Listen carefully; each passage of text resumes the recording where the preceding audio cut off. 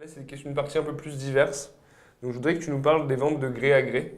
Qu'est-ce que c'est une vente de gré à gré? Qu'est-ce que ça peut dans la Alors, gestion d'un patrimoine? une vente de gré à gré, c'est quoi? C'est une vente qui est conclue entre deux parties qui se mettent d'accord sur la chose, ce que je vends, et sur le prix. D'accord? Si je prends par exemple le cas de, on en a parlé tout à l'heure, de SCPI, on n'a pas l'obligation de passer par une société de gestion qui gère la SCPI. C'est-à-dire que moi, je peux très bien décider de vendre des parts d'une SCPI à un tiers. Je dois simplement faire agréer ce nouvel associé. L'avantage, c'est que je n'ai pas la perte de date de jouissance, puisque c'est une vente de gré à gré, et j'ai juste l'impôt au droit d'enregistrement de 5% qui est soumis sur les titres, et qui parfois, et même dans la plupart des cas, est nettement inférieur aux 10-12% des frais de souscription qui sont pris par les sociétés de gestion. D'accord? Donc, Donc, ça veut dire que, imaginons que tu me vendes des parts de SCPI. Oui, Donc, soit on passe par le tiers qui t'a vendu les parts.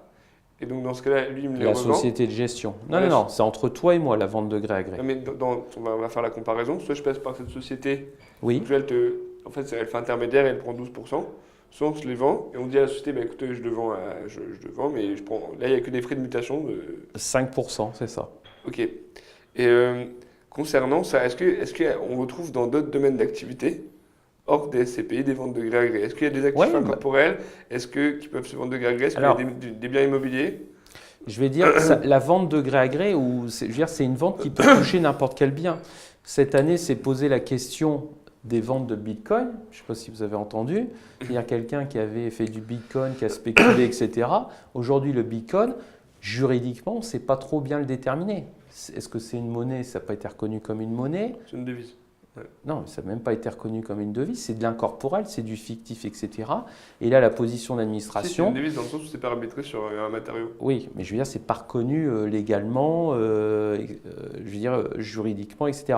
Et là, la règle a été très simple, c'est de considérer que c'était une vente d'un bien meuble, même s'il est incorporel, d'accord? Et donc, ceux qui avaient des plus-values devaient les taxer en termes de plus-value sur bien meuble, c'est-à-dire comme des revenus mobiliers avec la tranche marginale et la CSG, d'accord? Donc, la vente de gré à gré, ça peut toucher Un appartement. Est-ce que ça tout. pourrait toucher un appartement? Oui, mais là, attention, la vente de gré à gré, sur de l'immobilier, on est obligé de passer par un notaire. Donc ça ne change pas grand-chose en fait. Non. Alors que des droits sociaux, des droits meubles, des droits mobiliers ou même des biens de tout type, rien ne les empêche je dirais, de les acheter et de les vendre entre des acteurs Est-ce que tu économiques. pourrais illustrer des exemples avec voilà, des choses concrètes? On a Je parlé des SCPI, est-ce que je ça vais peut dire, être je vais donner un exemple tout bête. Aujourd'hui, je vends ma voiture d'occasion. Ouais. C'est une vente de gré à gré entre deux parties. D'accord? Ouais. Bon, aujourd'hui, je n'ai pas de taxation sur ma plus-value si c'est ce qu'on appelle une vente occasionnelle Voilà. exceptionnelle. Bon, demain, si je vends 10 voitures par an, Ouais. là, le fisc va venir me voir et me dit, là, vous êtes dans une activité professionnelle, donc je vous taxe. D'accord? Si demain je vends, j'en sais rien, sur une brocante, des objets, des bouquins, n'importe quoi, etc., là, je suis dans une vente de gré à gré entre deux particuliers. Comme c'est prévu dans la loi que les ventes de brocante ne sont pas soumises à l'impôt sur les plus-values, dès lors qu'elles ne sont pas exercées à titre professionnel. D'accord? Maintenant, celui qui est sur une brocante tous les dimanches et qui en tire un revenu conséquent, de toute manière, il sera assujetti à une fiscalité professionnelle. Ok. Et donc, deux dernières questions. Le statut d'auto-entreprise. Est-ce qu'une personne en BNC peut prendre un statut d'auto-entreprise pour autre chose? Alors, je ne vais pas le résumer comme ça. Le statut d'auto-entreprise, c'est donner un statut fiscal, juridique à quelqu'un qui veut exercer une activité professionnelle. Voilà, c'est ça. Ça peut être soit de la vente de marchandises, soit ça peut être l'exercice d'une profession, je vais dire, intellectuelle, libérale, etc., non soumise à une réglementation, à un ordre. D'accord ? Là, le statut de l'auto-entrepreneur dit quoi ? Je suis auto-entrepreneur, je déclare un chiffre d'affaires, j'ai un pourcentage de prélèvement de charges sociales et je peux également opter sur un prélèvement d'impôt sur le revenu. Okay ?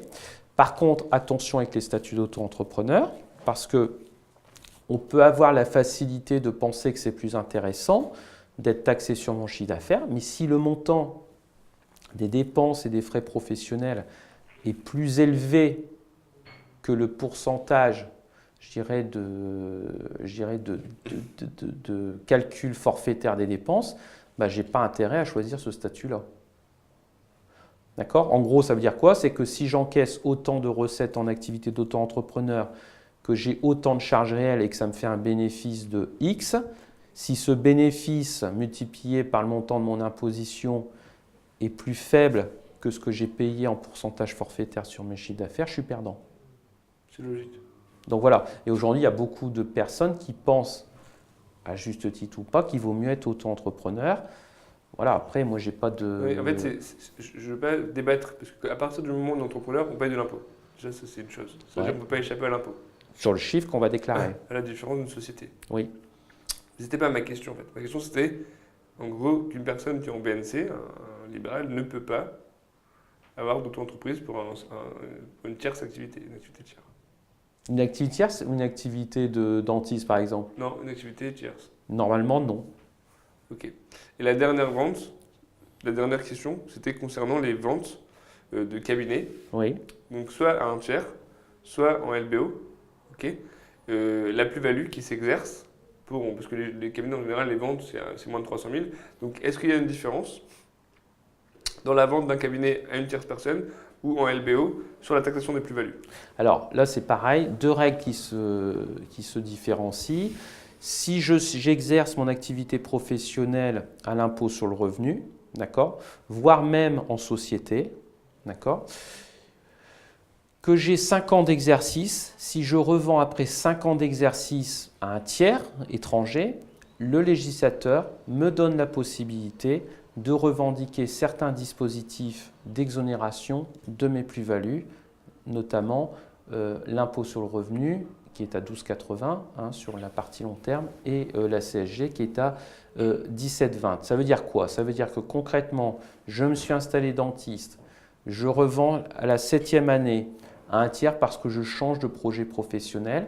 Si je revends mon cabinet, la partie incorporelle, 250 000 € par exemple, bah là, je serai exonéré en totalité d'impôt sur la plus-value. Ça veut dire que moi, contribuable qui est vendu, bah, je toucherai 250 000 € et je n'aurai pas d'impôt à payer. Par contre, si je La plus-value, c'est quel montant? C'est 30% flat 30%. tax aujourd'hui. Donc elle est passée à 30%. Maintenant, excuse-moi, je coupe. Si maintenant je revends avant le délai des 5 ans ou je revends à un tiers avec qui je m'associe, là, je ne pourrai pas revendiquer d'exonération de ma plus-value.